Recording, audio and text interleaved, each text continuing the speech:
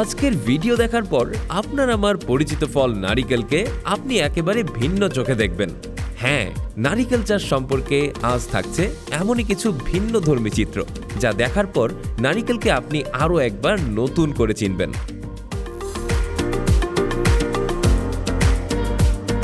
একটা নারিকেল গাছ ছোট থেকে বড় হয়ে তাতে নারিকেল ধরতে প্রায় 3 থেকে 6 বছর সময় লেগে যায়। আর নারিকেল গাছে ফুল আসার পর তা থেকে পরিপক্ক নারিকেল হতেও প্রায় 9 মাস সময় লাগে। তবে নারিকেল গাছের একটি বিশেষ দিক হলো এই গাছে একই ফুলের থোকায় পুরুষ এবং স্ত্রী ফুল দুটোই থাকে। তবে বেশি ফলন নিশ্চিত করতে চাষিরা পুরুষ ফুল আগেই কেটে ফেলে, যাতে নিয়ন্ত্রিতভাবে পরাগায়ন করা যায়। এরপর হাত দিয়ে বা ব্রাশের সাহায্যে পুরুষ ফুলের রেণুগুলো স্ত্রী ফুলে বসিয়ে দেওয়া হয়। আর এমন ম্যানুয়াল পরাগায়নের মাধ্যমে নারকেলের ফলন অনেক ভালো হয়। নারকেল শুকিয়ে এলে এগুলো গাছ থেকে নামানোর কাজটাও করা হয় অত্যন্ত দক্ষতার সাথে। কেউ কেউ তো খালি পায়েই 100 ফুট উচ্চতার এক একটা গাছে উঠে পড়েন। তবে ঝুঁকি কমাতে এখন অনেক জায়গাতেই পোল মেথড বা লম্বা বাঁশের মাথায় কাস্তে লাগিয়ে নারিকেল পাড়া হয়। তবে নারকেল গাছ থেকে নামানোর সবথেকে সহজ আর ঝুঁকিমুক্ত উপায় হলো হাইড্রোলিক এলিভেটর। কিন্তু কিছুটা ব্যয়বহুল হওয়ায় অনেক চাষিরাই এই পদ্ধতি অ্যাভয়েড করেন। গাছ থেকে নারকেল নামানো শেষ হলে শুরু হয় এগুলো সংগ্রহ করার পালা। দৃষ্টিনন্দন উপায়ে নারকেলগুলো সংগ্রহ করে সেগুলো এবার প্রসেসিংয়ের জন্য নেওয়ার পালা। কেউ কেউ তো পানির ক্যানাল ব্যবহার করেই ভাসিয়ে নিয়ে নৌকোর মাধ্যমে নারকেল পরিবহন করে। এতে সময় আর খরচ দুটোই বেঁচে যায়। তবে এমন অভিনব ব্যবস্থা যাদের নেই, তাদেরকে ট্রাকে করেই নারকেল প্রসেসিংয়ের জন্য পাঠাতে হয়। যেসব নারিকেল ভাঙা, অতিরিক্ত পচা বা মানসম্মত নয়, সেগুলোকে প্রসেসিংয়ে না পাঠিয়ে ফার্টিলাইজার হিসেবে ব্যবহার করা হয়। নারিকেল ফ্যাক্টরিতে পৌঁছানোর পর প্রথম কাজ হলো এর বাইরের শক্ত খোসা বা ছোবড়া ছাড়ানো, যাকে বলা হয় ডিহাস্কিং। আমাদের দেশে আমরা সাধারণত কাস্তে বা লোহার শিকের উপর নারিকেল বসিয়ে হাতে এই কাজটা করলেও বিশাল এই ফ্যাক্টরিগুলোতে বর্তমানে আধুনিক ডিহাস্কিং মেশিন ব্যবহার করা হয়। এই মেশিনে দুটো বিশাল দাঁতালো রোলার থাকে, যা সেকেন্ডের মধ্যেই নারিকেলের বাইরের ছোবড়া খুবলে আলাদা করে ফেলে। এরপর একদল দক্ষ শ্রমিক নিজেদের হাতের সাহায্যে অবিশ্বাস্য দ্রুত গতিতে নারিকেলের বাইরের শক্ত আবরণটা ভেঙে ফেলে। তবে এই কাজ তাদেরকে খুব সাবধানে করতে হয়, যাতে ভেতরের সাদা অংশটা অক্ষত থাকে। নারিকেলের ফেলে দেওয়া ছোবড়া কিন্তু খুব যত্ন করে সংগ্রহ করে রাখা হয়।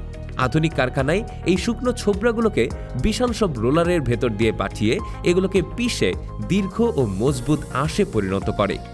এই আঁশ বা কোয়ার দিয়ে তৈরি হয় অত্যন্ত টেকসই দড়ি,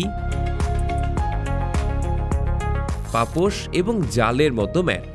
তাছাড়া নারিকেলের এই আঁশ এখন জিও টেক্সটাইল হিসেবে নদী ভাঙন রোধে কিংবা পাহাড়ের ধস ঠেকাতেও ব্যবহৃত হচ্ছে। এমনকি কোথাও কোথাও তো রাস্তা নির্মাণের সময় মাটির স্থায়িত্ব বাড়াতেও এই নারিকেলের ছোবড়া দিয়ে বানানো বিশেষ এক জাল ব্যবহার করা হয়।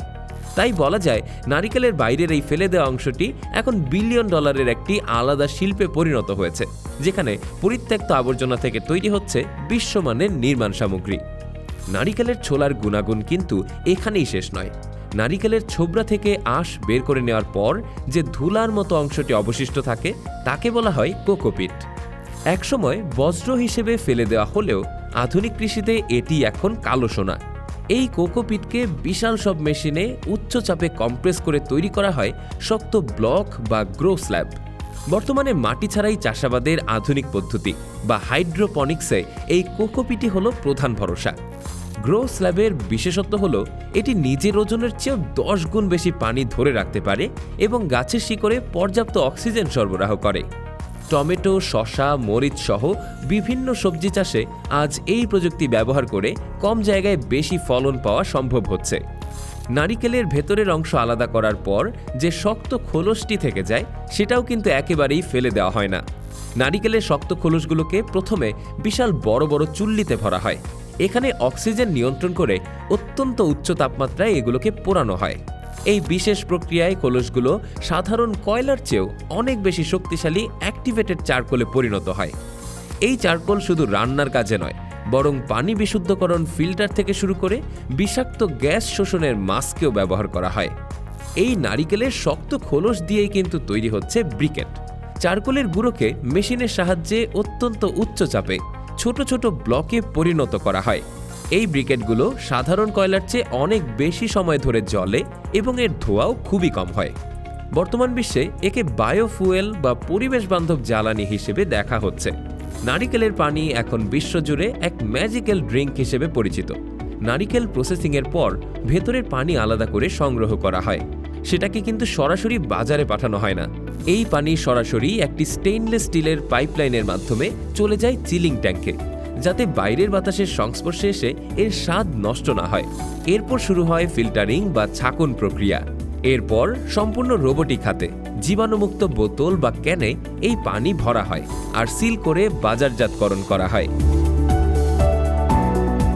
কোনো কৃত্রিম চিনি বা প্রিজারভেটিভ ছাড়াই প্রাকৃতিক ইলেকট্রোলাইটে ভরপুর এই পানীয় শরীরকে দ্রুত হাইড্রেট করতে এখন অন্যতম সেরা হেলথ ড্রিঙ্ক হিসেবে স্বীকৃত। নারিকেলের পানি আলাদা করার পর ভেতরের সাদা অংশ বা কার্নেল ধুয়ে পরিষ্কার করা হয় এবং ছোট ছোট ফ্লেকে কেটে নেওয়া হয়। এই ফ্লেক গরম পানিতে ভিজিয়ে মেকানিক্যাল প্রেসের মাধ্যমে চেপে বের করা হয় নারিকেল দুধ। আর তুলনামূলক কম পানি ব্যবহার করলে তৈরি হয় ঘন নারিকেল ক্রিম। দুধ এবং ক্রিম সংগ্রহের পর সেগুলো পাস্তুরাইজ করে প্যাকেটজাত করা হয়, যাতে নিরাপদভাবে বাজারে সরবরাহ করা যায়।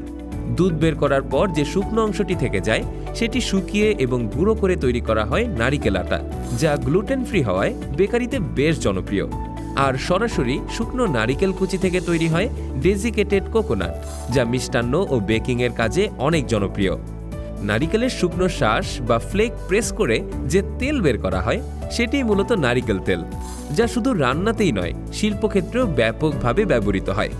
আরও এক ধাপ এগিয়ে কিছু দেশে নারিকেল তেল থেকে বায়োজেট ফুয়েল তৈরির গবেষণাও চলছে, যা ভবিষ্যতে জ্বালানি খাতে এক বিকল্প সমাধান হতে পারে।